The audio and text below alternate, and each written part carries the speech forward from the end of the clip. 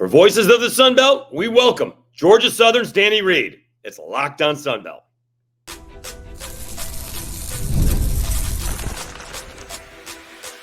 You are Locked on Sun Belt, your daily podcast on the Sun Belt Conference, part of the Locked on Podcast Network, your team every day. All right, Dave Schultz, Locked on Sun Belt, your team every day. Today's episode is brought to you by FanDuel. Now through September 22nd, all FanDuel customers can bet just $5 and get a 3-week free trial of NFL Sunday Ticket from YouTube and YouTube TV. Visit FanDuel.com/lockedon to get started.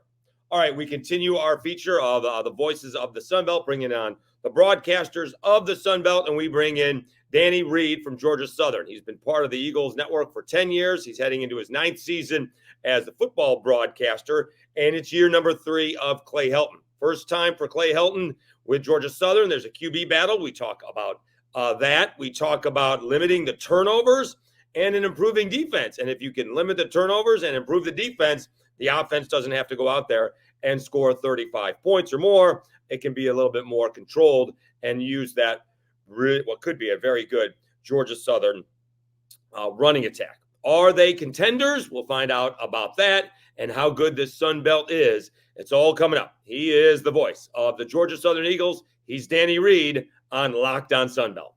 Welcome back to another edition of Locked on Sun Belt, your team every day. We continue with our fantastic feature of Voices of the Sun Belt. We bring in my buddy Danny Reed, the voice of the Georgia Southern Eagles. How many years you been doing this now, Danny?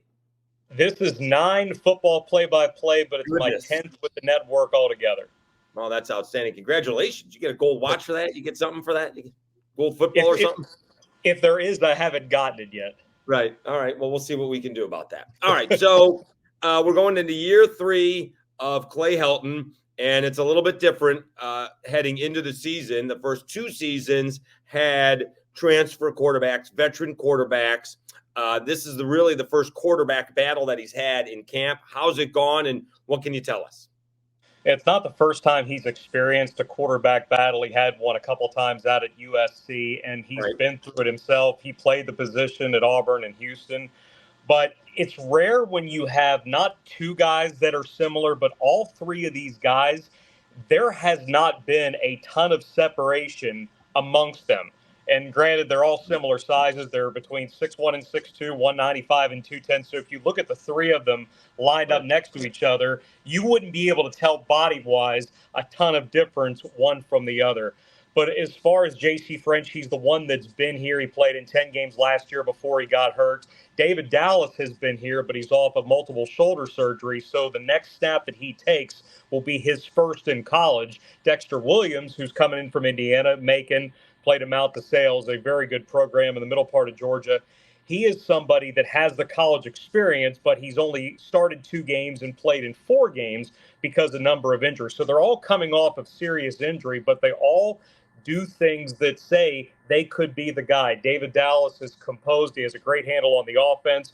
JC is the gamer. He's got remarkable arm strength. He makes things happen. Some have compared him to a Brett Favre, a Baker Mayfield. You just need to give him the ball and watch him do things. And Dexter can go. For somebody that has 2 major knee injuries, he's somebody that looks like he's getting pretty close back to what he was before. So it seems that whoever gets the opportunity, and I feel like at some point they're all going to get a chance, but whoever is going to get the main bulk of the snaps early on, I don't know that there's a ton of variance amongst whoever gets that opportunity. And so the big problem has been, right, it hasn't been putting up points because Georgia Southern's put up points under Clay Helton. The issue has been turning the ball over, just way too many interceptions. And I joke with Georgia Southern fans, I'm still getting whiplash with the Wisconsin ball game last year. Someone may or may not have had not only the line, but maybe even Georgia Southern on the money line. That's a different story for another time. But nonetheless, that's the big difference. That's the big thing. They have to cut down on the interceptions. Yeah, they turned it over 31 times last year. That was tied for the most in the country with Nebraska, and Georgia Southern hadn't turned it over that many times since 2008. Yeah, when you run more plays, and look, they're running about 10 more plays per game than when they were doing the option-based with Bob DeBest. So, yeah, you're going to have a chance to turn the ball over more. That's an average of 120 to 130 more plays per year. So the odds of turning it over are a little bit more likely, but the picks, especially down the stretch, they really hurt. And on the other side of the ball, the depth was better, but you still saw at the end of the year the struggles tackling like you did at the end of the 2022 season. This was a 6-2 team, and everybody had forecasted that if they just tread water, they're going to win the East. They're going to play for a Sun Belt championship for the first time in 10 years. It just didn't work out that way. Thankfully, the bowl game was still there, but even that didn't go well. So now you've got a program that as much pride as Eagle fans have in it. You've got 5 straight losses going into a team that is expected to represent the G5 in the 12-team playoffs. So welcome to 2024. Right. We're talking to Danny Reed, voices of the Sun Belt on Locked On Sun Belt, your team every day. Let's get back to that quarterback situation. Has Coach Helton tweaked the offense a little bit, or is he still looking to put the guy to put in his offense, so to speak? Here's the offense. We're going to find the guy who runs it the best. The first 2 years, Kyle Van Treese and Davis Brin could run, but they were not known as runners. Now, what I think that new OC Ryan Applin will have at his disposal, and this is something that Applin did very well when he was a player, 2-time Sun Belt Player of the Year at Arkansas State. There's a legitimate chance that QB run is a big part of this offense this year because, as we talked about, Dexter can go, David Dallas has a really good burst, and JC is just somebody that you put the ball in his hands, he's going to be able to make something happen. Now, a year ago, he was the Wild Eagle quarterback on 3rd and short. He would come in, he would get some of the tough yards. He's not that big of a body, but he is a smart runner. He knows how to find the hole. He can get you the short yardage. He was successful in that respect last year. But I do believe that some of the wrinkles to this offense in 24 will consist of the QB run game. And when you can take pressure, number 1, off the pass game, and 2, off that running back room with Jalen White and O.J. Arnold, and as deep and as talented as that room is, that just gives the defense another thing they've got to account for. And so, did I read this right? Did Dallas play for his father in high school? And he put up some prolific numbers in high school. Yeah, and that's why everybody was so excited when he and brother Josh committed at the same time. Originally, they were going to go to Western Michigan. They were both committed to go to Kalamazoo. And then at once, when Georgia Southern contacted them, they flipped it once. They said they were coming to Statesboro at once. And even Josh has played here and there his first 2 years.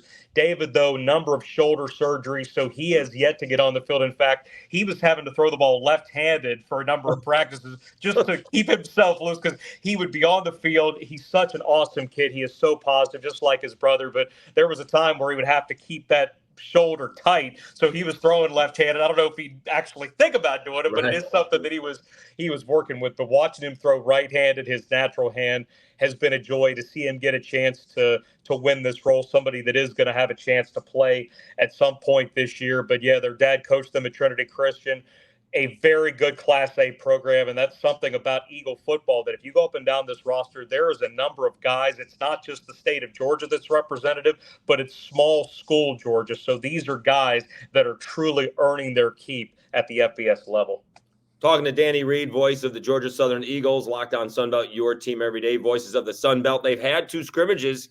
What have you seen? How's it looked so far? And I'm the first one to tell you, way back when I was watching South Alabama's first scrimmages, I didn't see anything. And it took Jake Bentley and Jalen Tolbert and Jalen Wayne, like in their 3rd series, they were fine once the season started. Because I'm looking at it, I'm like, this offense doesn't look very good. They struggled for a total of 2 series, and then they were off to the races offensively.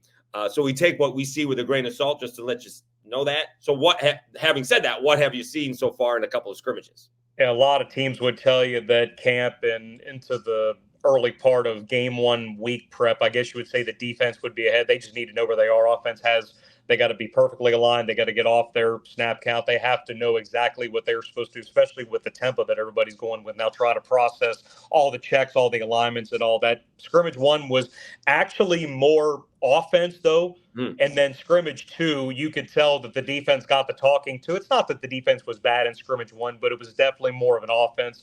And it's funny when you're talking about preseason practice. Well, if one side is good for the team that you're covering, the other side is bad. So you got to have to pick and choose. What are you more excited about? Are you happy that your offense just had 8 touchdowns, or your defense just gave up 500 yards? So you got to kind of pick and choose what you want to be happy about. But it was definitely more defense this past Saturday. The tackling now is as important of a part as the college game as ever before. And thankfully, the rule that they put in the NFL this year where they've taken away the hip drop tackle, I don't know how they're going to enforce that. Thankfully, that's not in the college game yet, but you're going to get to a point where you're not going to be able to tackle people unless you're drawing a flag. But in the college game, we know don't lead with the head. Don't act like you're targeting anybody in the literal or figurative sense. Stay low, get guys down to the ground as quickly as possible. And if you could do it in the open field when you're by yourself, that's what's going to separate a good defense from a great defense. And I saw a lot more of that this past weekend as opposed to the first Saturday. I've actually asked that question to coaches all the time. How can you tell if it's good offense or bad defense? And they give me what your parents used to tell you because I said so. And they go, well, that's coaching. We're the ones who have to figure it out. And so, did someone make a mistake defensively? Was it whatever the case is? I've asked that all the time.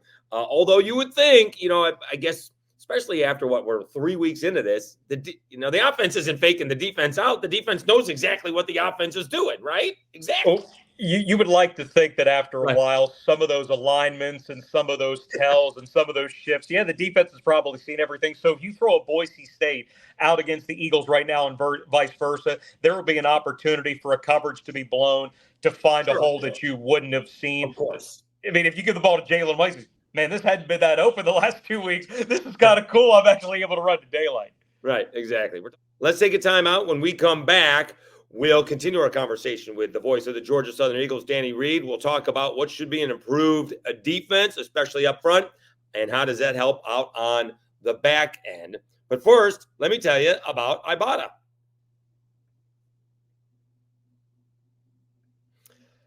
Ibotta is a great place for you to get all of your school supplies. You can use Ibotta and get cash back on all those school supplies that your kids are getting as they're heading back to school. Ibotta is a free app that lets you earn cash back every time you shop. Earn on hundreds of items from groceries to beauty supplies, even toys. So you can make sure you're beating inflation no matter what you're purchasing. The average Ibotta user earns $256 per year. That could cover the cost of an entire shopping trip, that flight you've been eyeing, or that fancy dinner you've been craving. Other apps give you points that don't amount to much. With Ibotta, you earn cash back that you can withdraw to your bank account, PayPal, or gift cards. Simply add offers in the app, upload your receipt, and voila, the money is yours. You can save on over 2,400 brands and shop at over 1,000 retailers, including your favorite grocery stores, Lowe's, Macy's, Sephora, Best Buy, and more. It's time you joined the over 50 million users who use Ibotta to earn cash back every time they shop. Right now, Ibotta is offering our listeners $5 for just trying Ibotta by using the code LOCKEDONCollege when you register. Just go to the App Store or Google Play Store and download the free Ibotta app to start earning cash back and use code LOCKEDONCollege. That's IBOTTA in the Google Play or App Store and use code LOCKEDONCollege.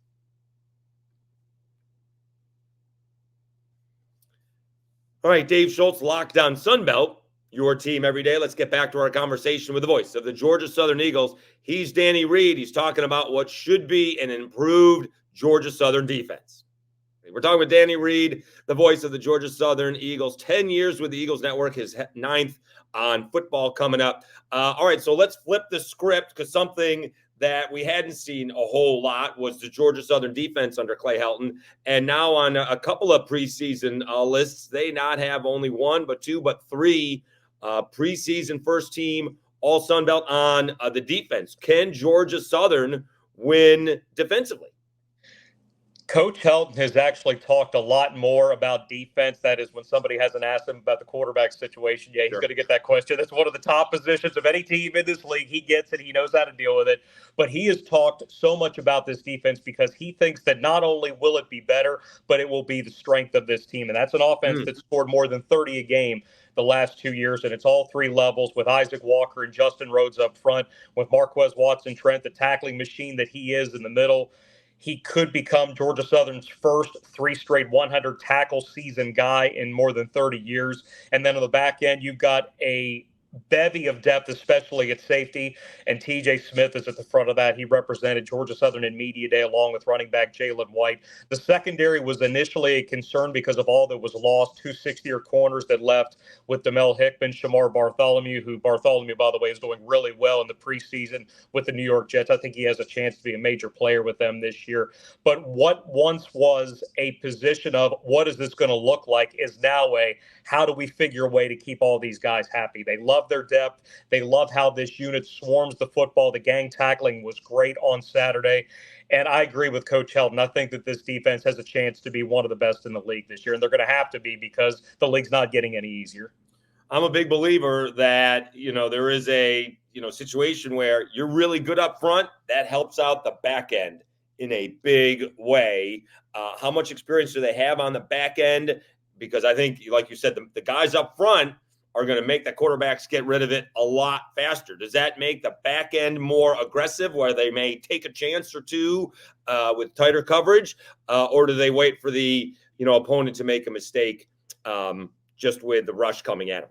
Well, it would be nice to look at it in the lens of what Brandon Bailey would probably tell people. We want to be the reason that the offense makes the mistake, whether that's being in the right spot to force a turnover or simply the pass rush, the active hands being able to strip the football and having multiple people populating an area. So if there is a ball coming loose, it's going to be Georgia Southern taking it instead of the offense stealing its possession back. But at corner, Chance Gamble, the transfer from Kennesaw State, has been really impressive. 6'2", long arms on the other side. A former walk-on in Tracy Hill has gone to the top of the depth chart. I don't know who's going to start for game one, but those two have really stood out. And I mentioned the depth at safety. TJ Smith is somebody that not only is going to be on the field a lot, but he is looked at as one of the leaders in that room. Also, safety-wise, Justin Myers is somebody that played a lot last year until he got hurt at Texas State, but he's put on some weight. He is physically impressive, and he's also improved his coverage. Prince Green, who transferred in from Illinois, didn't play a snap there for 2 years. He emerged at the end of last season. He's going to have an opportunity. And also somebody like a Cam Williams, sixth-year senior, transferred in from Washington. He got hurt and missed about half of last year with that broken thumb that he suffered against Coastal, came back for the bowl game. He's going to have an opportunity to play a lot. And Chance's teammate at Kennesaw State, DeAndre Morris, has turned a lot of heads at safety.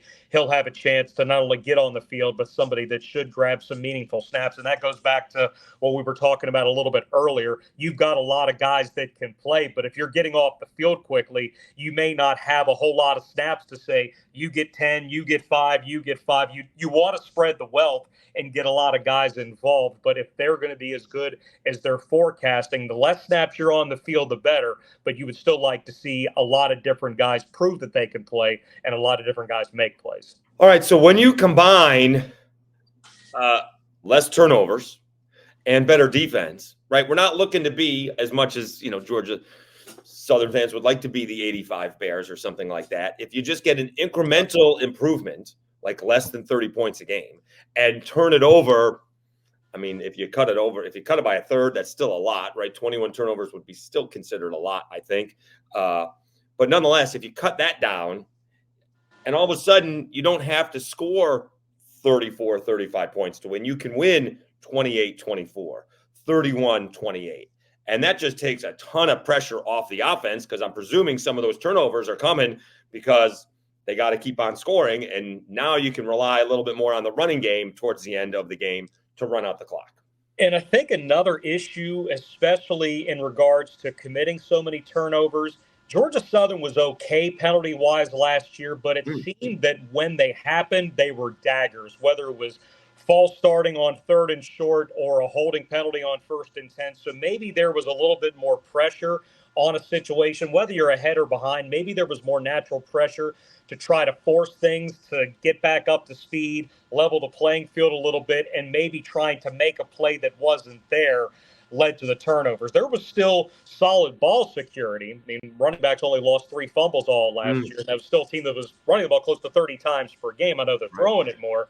But if they can limit the pre- and post-snap penalties and stay ahead of the chains, they're really good on third downs. That's what's surprising. They've been better than 45% on third down combined since Coach Helton got here. Now with Coach Applin calling the plays, you hope that stays. They've been top 20 in the country in each season. But if they can keep those penalties low, keep third down manageable, and they've got to finish drives in the red zone. They cannot keep kicking field goals. It was great having a Michael Lance set a school record for single-season field goals last year. We'd love being able to talk about that, but at the same time, why are you kicking so many field goals? You got to get touchdowns when you're that close. So potentially finishing drives when you get inside the 20, and then let the defense play complementary football and vice versa.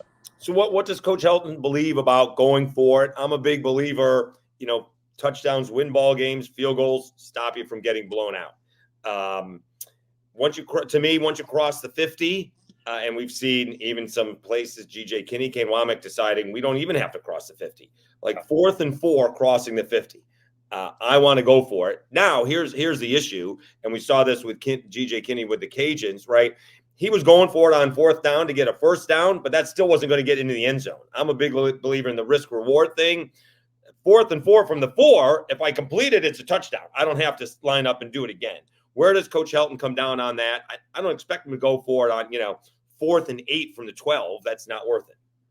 The big talking point we had going into last year was with the new clock rule where you weren't stopping on first down, said that, okay, you're probably going to have less plays per game, which means fewer possessions, fewer opportunities. So the big sticking point was, especially across the 50, if it was 4th and at least manageable, this team was going to go for it. They were not thinking field position, because for a team that was running 75 plays per game, and they were close to that again last year, you had to think, okay, we just had to drive across to get into someone's territory. Now we're going to give it up. And with these clock rules, not stopping on first downs outside of the final 2 minutes, how many chances are we going to get to score the number of points that we need? So there was a lot more aggression on 4th down last year, at least when the situation presented itself. Granted, that 5-game losing streak at the end of the year has a way of skewing you the other way. But with the enhancements for this year, the in-helmet technology, the ability to have the iPads on the sidelines, you have to wonder if that's going to be even more of okay, we can physically see video-wise where guys are. We're not just trying to guess about this or draw it up on a dry erase board. We can physically see this. So if we know we're going to get this look on 3rd and 4th and short, how much more aggressive can we be? Up until 15 seconds on the play clock, if I can tell you something that's going to get your eyes looking the right way on 4th and short, maybe that helps you that much more to convert on 4th down. So I think teams are going to continue to be aggressive because the technology has matched up with some of the finer points of the housekeeping of the game. And I think that you may see more 4th down attempts than you've ever seen in college football. And generally speaking, those decisions are made like after 2nd down. Like you can see play calls are made on 3rd down, like, all right, they're going to go for it on 4th. Like they may sneak a draw on 3rd and 5, as long as we don't lose 2 yards. If we get 2 yards, we're going to go for it instead of throwing a 7-yard out or something like that. So that 3rd down call is actually, or the 2nd down call is actually just as important as whether they go for it or not. And in the case of Georgia Southern, when you've got 25 or 22 to hand the ball off to, that's not a very tough decision. Right. All right, one more time out. We'll come back. We'll wrap up our conversation with the voice of the Georgia Southern Eagles, Danny Reed. Our Georgia Southern Eagles, 3, 2, 1. Let's take one more time out. When we come back, we'll wrap up our conversation with the voice of the Georgia Southern Eagles, Danny Reed. Are the Eagles Sunbelt contenders, and how good can this Sunbelt Conference really be? We'll do that right after I tell you about FanDuel.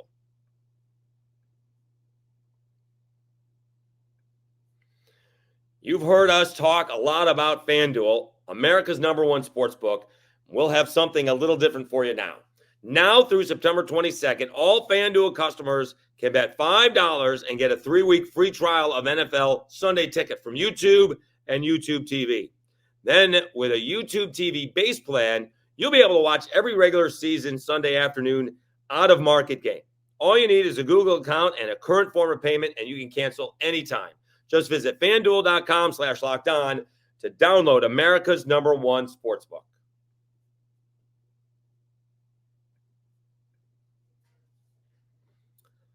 All right, Dave Schultz, Locked On Sunbelt, your team every day. Let's wrap up our feature of Voices of the Sunbelt with the voice of the Georgia Southern Eagles, Danny Reed. Are the Eagles Sunbelt contenders? And how good is this Sunbelt Conference in 2024? Right. All right, a couple more minutes here with Danny Reed on Locked On Sunbelt, your team every day. It's Voices of the Sunbelt.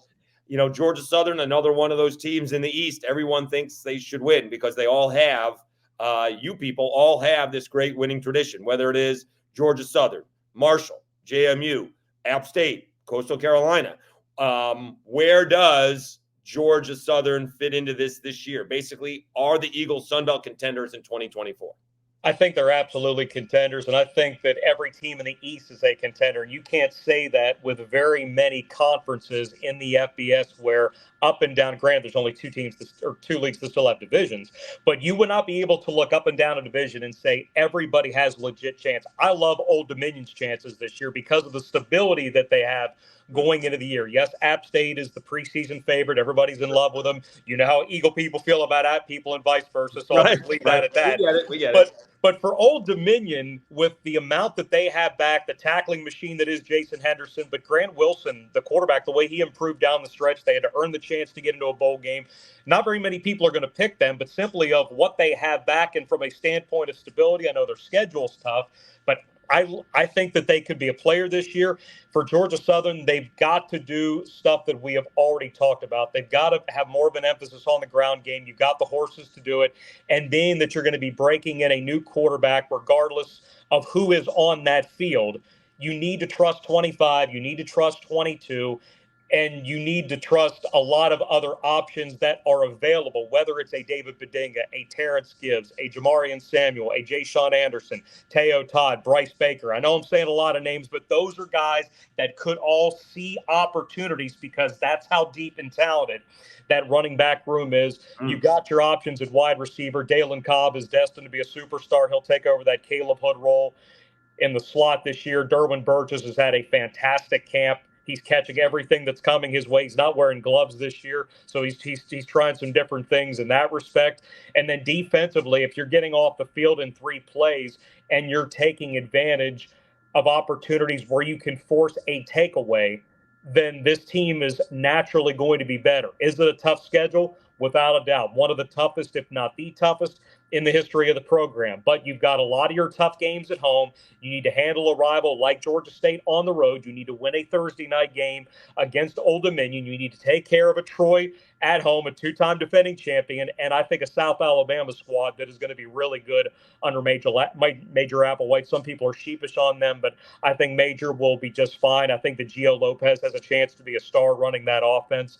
And I think that this year, we say this every year, and that's how tough a league has gotten. But this year, more than any other year, if you're not ready to bring your A game, somebody is going to knock you off. Yeah. Okay. So while I got you here, and I know we're 2 weeks to go or so for Georgia Southern to open it up, but they're hosting Boise State week 1. Georgia Southern is more than a double-digit underdog against a team that, has playoff contention, among Liberty and Memphis outside of the Sunbelt teams, all right, which haven't quite caught on yet, although I guess Brett McMurphy did put Texas State in there. When was the last time Georgia Southern was a double-digit underdog at home? Do you know that? At BYU 2021. Okay. All right. So that's Power 5-ish, I guess. That was a really good BYU team. They had Tyler Algier that year.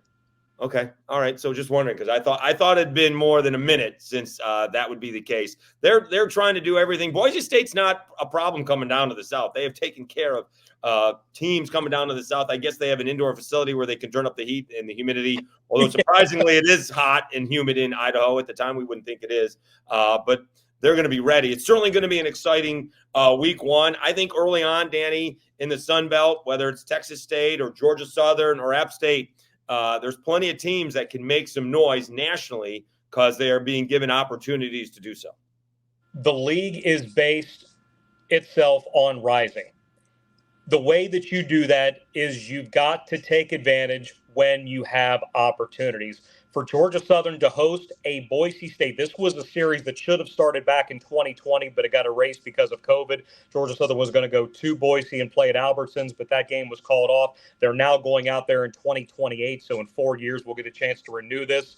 But games like this, like opponents, when you host, especially when there could be a sellout crowd at Paulson Stadium on the 31st, you've got to hold up your end. It's funny because Boise's got the number 2 home winning percentage in FBS history. Georgia Southern is number 4. So it's nice to be able to have that on both sides of the equation. So much we hear about this league needing to pick off Autonomy 4 or Power Force, however you want to call it. Yeah, it's nice to do that. And they've won, I think, 4 each of the last 2 years, which is very good.